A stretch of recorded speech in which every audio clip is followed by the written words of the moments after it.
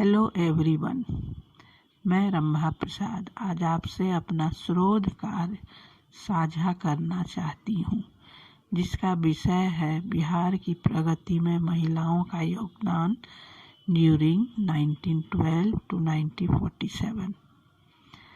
आज मैं बिहार के बारे में कुछ ऐसी बातें बताना चाहती हूँ जिससे बहुत कम ही लोग जानते होंगे। बिहार राज्य का इतिहास सदैव ही गौरवशाली रहा है। बिहार का परिवर्तित रूप है। बिहार का अर्थ शिशुओं का आवास। सन 1263 ईस्वी में रचित नयाकत ए नासिरी में बिहार शब्द का उल्लेख मिला है।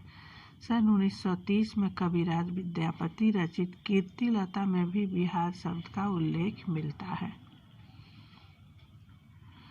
ऐसा अनुमान है कि इस क्षेत्र में बौद्ध विहारों की बहुलता को देखकर लोगों ने इसे बिहार कहना प्रारंभ कर दिया होगा। मध्यकाल में नालंदा और उदंतपुरी के निकट स्थित अनेक बौद्ध विहारों वाले नगर उदंतपुरी को आज भी बिहार शहर या बिहार शरीफ कहा जाता है। ऐतिहासिक दृष्टि से यह भारत के सांस्कृतिक विकास का अति महत्वपूर्ण स्थल रहा है। राजनैतिक, आर्थिक, सामाजिक एवं सांस्कृतिक क्षेत्र में इसकी महत्ता समझी गई है। बिहार के ऐतिहासिक स्वरूप का क्रमवार चित्र वैदिक साहित्य में उपलब्ध होता है। प्राचीन ऐतिहासिक केंद्र मगध, अंग, करुष और वैशाली में थे। महाभारत के अनुसार करुष नामक एक देश और देशवासी भी थे। अंग प्रदेश वह क्षेत्र है जो आजकल भागलपुर और मुंगेर जिलों का हिस्सा है। मगध शब्द का प्रयोग अथर्ववेद में हुआ है। प्राचीन मगध का अति प्रसिद्ध शासक जरासंध था, जो राजगीर में रहता था। वैशाली राजनैतिक कार्यकलापों का महत्वपूर्ण स्थल था। महाभारत के अनुसार वैशाली राजा विशाल की पुत्री का नाम था। वायु पुराण के अनुसार वैशाली वासुदेव की पत्नी का नाम है, किंतु रामायण में राजा विशाल द्वारा स्थापित राज्य का नाम वैशाली है। विदेह मिथिला के सुप्रसिद्ध राजाओं से जुड़ा शब्द है। उन राजाओं में सबसे प्रसिद्ध राजा जनक हुए, जिन्हें उपनिषद में अद्वैतवाद का महान दार्शनिक, महान कर्मकांडी और परोपकारी राजा कहा जाता है।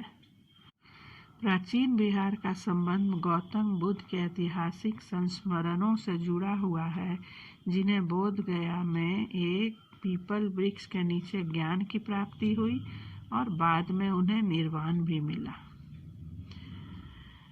बिंबिसार, अजातशत्रु एवं शिशुनाग प्राचीन बिहार के ही सुविख्यात शासक थे।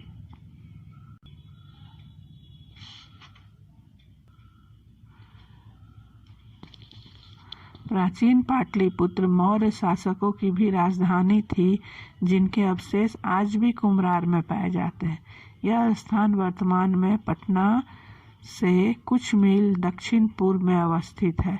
चंद्रगुप्त, बिंबिसार, अशोक एवं उनके उत्तराधिकारी के बारे में कहा गया है कि उन्होंने भारत के बड़े बड़े भूभाग पर शासन किया था और उनका शासकीय मुख्यालय इस नगर में था। चंद्रगुप्त के दरबार में ग्रीस के राजदूत मेगास्थनीज ने इस नगर को प्रचलित एक विशिष्ट ढंग के प्रशासन का वर्णन किया है।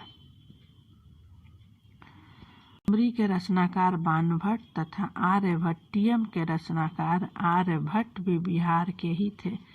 मुगल शासन काल में पाटलिपुत्र की ख्याति एक बार फिर से बढ़ी, किंतु इनकी पुरानी गरिमा पुनः लौट न सकी।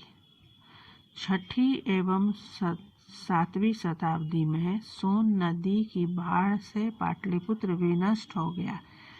तुर्क अफगान काल में बिहार के कुछ भाग मुसलमानी उपनिवेश में मिला लिए गए।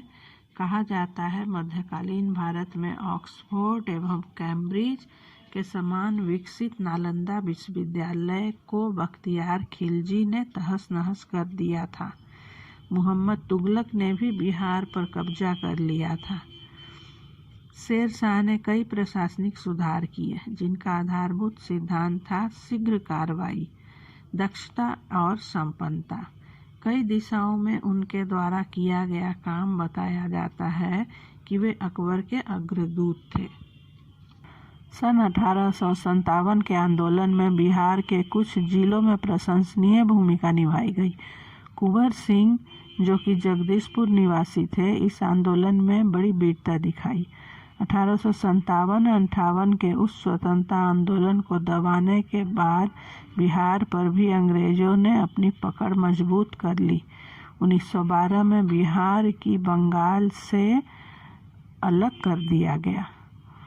गांधी जी ने आंदोलन को संपन्न बनाने में बिहार के किसानों ने महत्वपूर्ण भूमिका निभाई और इन सबका ही परिणाम था अंततः हमारा देश आज़ाद हुआ। महात्मा गांधी ने अहिंसा की महत्ता पर जोर दिया, जिसे जैन और बौद्ध धर्म के इस राज्य में 1917 ईस्वी में पूरी सक्रियता से प्रसारित किया गया। बिहार के सांस्कृतिक विकास को नालंदा के विश्वविद्यालय को देखकर पता चलता है। इसका विकास ऑक्सफोर्ड, कैम्ब्रिज, पेरिस विश्वविद्यालय से बहुत पहले अत्याधुनिक था, लेकिन अफगानों ने उत्तर भारत पर बार बार चढ़ाई करने से शायद नालंदा का भव्य महानगर, जो कि प्राचीन काल के अंतिम और आधुनिक काल के आरंभिक दिनों का अद्वितीय बौद्ध स्मारक था। दार्शनिक निपुणता के क्षेत्र में तो बिहार का श्रेष्ठतम स्थान है। न्याय कुसुमांजलि के रचनाकार उदयन को आस्तिकवाद का अन्याय समर्थक कहा जाता है। वाचस्पति विद्वान, तर्कशास्त्र और वेदांती थे।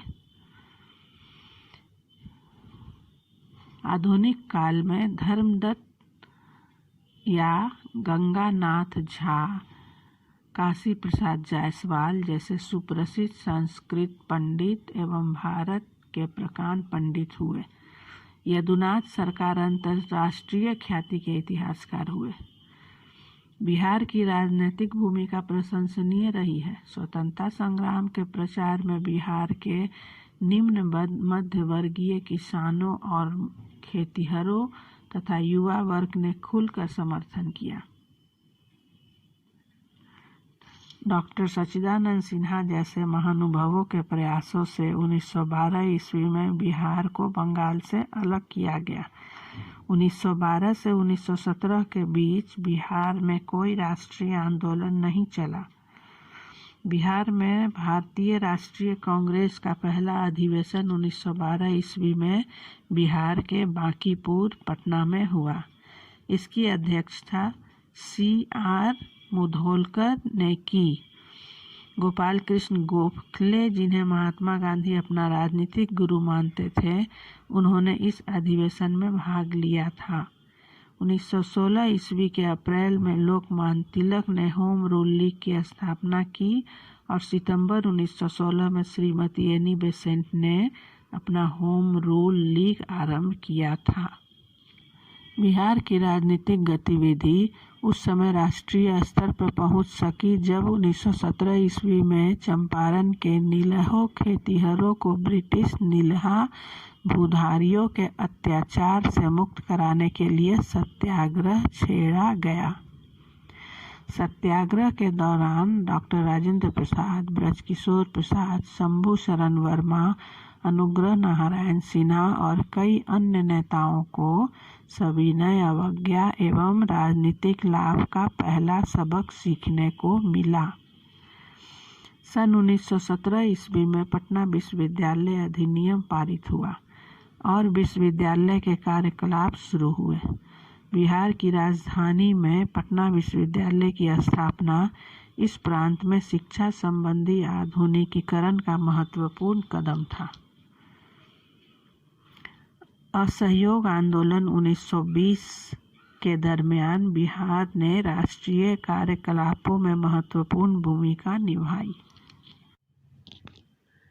आज के लिए इतना ही। अगर वीडियो पसंद आया तो like and subscribe my channel for more. Thank you.